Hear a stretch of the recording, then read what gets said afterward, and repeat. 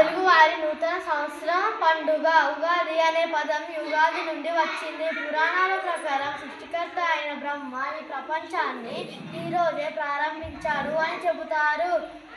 అమ్మ తొందరగా లేచి నాకు స్నానం చేయించి కొత్త బట్టలు వేస్తుంది. నాన్న మామిడి తోరణాలు కడతాడు.